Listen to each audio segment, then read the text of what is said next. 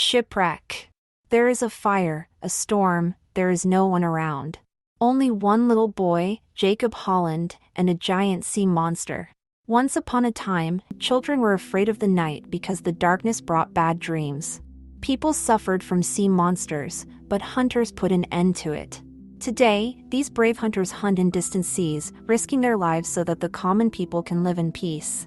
And the ship of the most heroic is called Invincible, and the best captain is Crow. The children gathered around the girl Maisie Bramble and listened as she read a book. The nurse came in and said that the king and queen were doing a great and merciful service by taking care of the trappers' children. As soon as the woman left, Maisie got out through the window of the room, reminding her friends to be brave, because he who lives gloriously will die gloriously. The girl left the house, going on an adventure. As always, there is commotion on the retreating ship. The monster hunters worked hard and found the red storm. The captain wanted to keep the course to Barevia, but was forced to change it to save the crew of another vessel, despite the fact that it was 30 years old. They lured the monster to themselves and were going to use maneuvers to kill it. They hung a rope with a pumpkin on it, but then realized that the rope was broken. The archer boy fell, but was caught. He was ordered to hide. The peculiarity of the monster was that the birds followed him. The seagulls immediately boarded the ship. The red storm was right under the ship. It emerged and began to cover the deck with its tentacles. Jacob Holland took a spear in the head, and it seemed to be the decisive blow, but one tentacle threw him overboard. The man desperately tried to somehow swim out and not fall into the beast's mouth. Captain Crow struck straight through the heart with a large spear. The sea devil is killed. He sawed off its horn as a trophy part and was about to swim up, but the tentacle pulled him down. This meant that the monster was wounded, but alive. Despite this, he was saved. The ship was barely moving. They headed home. The captain summoned Jacob. They talked about getting money at home and repairing the ship. But Crow didn't know what would happen to his ship after it was gone. He took out the book that contained his inheritance and then his father's. When Red Storm dies, Captain Crow will retire. Holland will be his successor and will have it as an honor, because in his childhood he swore to himself that he would do everything possible to protect people from these monsters. Indefatigable returned to its home port. Maisie Bramble came to see the crew members of the Invincible. Around the corner, the royal family had to give a lot of money. There was going to be a party, like seeing off the hunters on a good journey. Maisie watched everything through the window, then opened it right where Jacob was sitting and greeted him.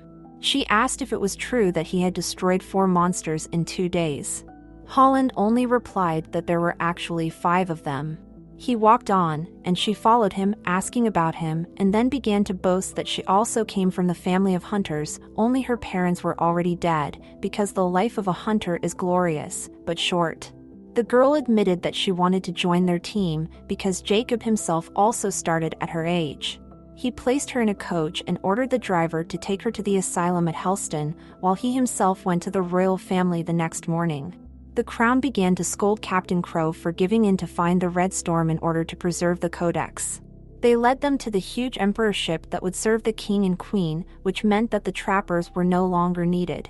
The situation around him was inflamed, but Jacob, thanks to his eloquence, agreed with the Crown that there would be a kind of competition. If Unyielding captures the Red Storm, then they will continue to cooperate, and if Emperor, then Unyielding will be given to the fire. The ship will hunt under the leadership of Jacob Holland. The crew was going to drink, but when they were going to open the barrel, they heard a child's voice. Holland opened the barrel and saw Maisie. Captain Crow asked who she was, but she in turn told him who he was. Crow ordered to find a bed for the girl, because she was stubborn. Sarah Sharp gave her a dagger, threatening, but Maisie just thought she was incredible. Anxiety began. The sea monster was found. The birds rushed in their direction again. Barevia was below them. Preparation began, ignition course. Maisie was led into the cabin and ordered not to approach the porthole. A big red river appeared in the water, and then the monster itself. With their harpoons, they caught on the back of the Tempest, and now he was dragging them along the water, but then he suddenly dived, starting to make a whirlpool so that the ship would sink. Maisie accidentally fell into the cabin. Jacob said that the ropes had to be cut because the ship was beginning to sink. Bramble began to cut the rope with a dagger, despite the captain's prohibition. She was able to do it, but fell overboard with Holland. A sea monster was staring right at them, but it was just staring at them. Maisie and Jacob climbed into the boat. Crow began to shout for the girl to be brought to him, because that was his order. Suddenly the red storm appeared and simply ate their boat. They ended up in his dark mouth. He had to start learning something, so Holland went deep into the gorge, Bramble following him. They reached the bow and could see the island. The spear tickled his nostril and the monster sneezed. Jacob fell, and then the girl followed him. Buravi just looked at Maisie. The man wanted to kill the monster, but he did not succeed. He sent a wave. However, they were on the island. They heard a bunch of different animal sounds and decided they needed to hide. They found a huge shell, inside which they climbed. Holland collected coconuts. Maisie began to think that maybe the monsters weren't so bad after all. The sea was their home, and humans had invaded it themselves. Indefatigable was damaged. They should have reached the island. Crow said that this was Mukash Island, even if it was completely disadvantageous to them, but revenge for the captain was above all else. Maisie woke up to find some blue creature eating all their coconuts. The girl began to follow him, because he was small and pretty. She fed him. Jacob appeared. She said that she always wanted a pet and even came up with a name for it. Under his feet were the eggs of some creatures, and Holland accidentally stepped on them. Strange yellow creatures hatched from them, from which they began to run away. Jacob was just thinking that it could be something like a mother goose, and right at the same second their mother appeared, who was many times bigger than her children. They fled to the boat, but the monster also followed him because Holland had her cub on his back. Suddenly, a blue monster appeared that looked like a crab, which wanted to eat him, but the red storm appeared. Maisie fell into the water, but was pulled out by Blue, the little blue monster she was feeding. Bramble began to show Buravaya if she could take them home, and at one point was under them and their boat was on her head. Maisie was happy because she was understood. The girl saw a large number of harpoons on her back and began to pull them out.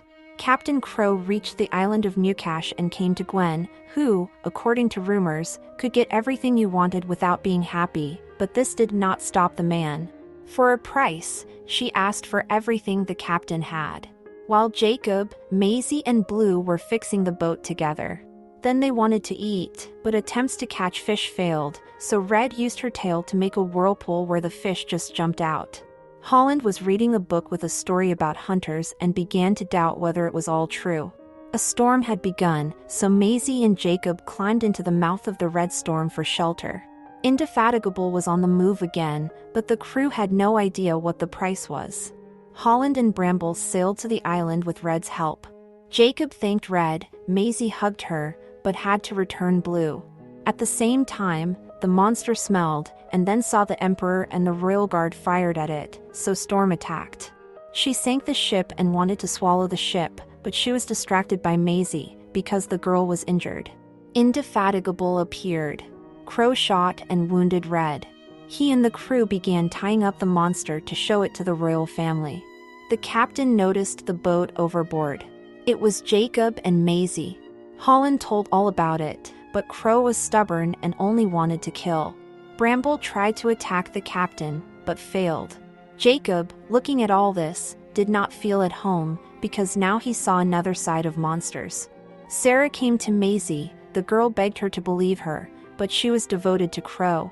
Irrevocable flocked to the royal palace. Blue climbed into the window of Bramble's cabin. Maisie started to do something to save Stormwind. She climbed over to the monster and started to cut the ropes. The crown was surprised. The captain stood on Red's head and was about to kill her, but Jacob stood up to Crow. The battle began. The girl was also sawing ropes, but Sarah came to her aid. Red broke free and wanted to kill the captain, but Maisie stopped her. The girl began to say that their story is an absolute fiction, and the empire is built on lies. The royal guard refused to obey the orders of the crown. Bramble and Holland sailed from there on the Red. People stopped entering the sea, Peace came, and Maisie realized that she had done everything right and changed hundreds of lives for the better. Write in the comments if you liked the story about this cartoon. Don't forget to subscribe to the channel to watch even more interesting cartoons with me. See you later, friends.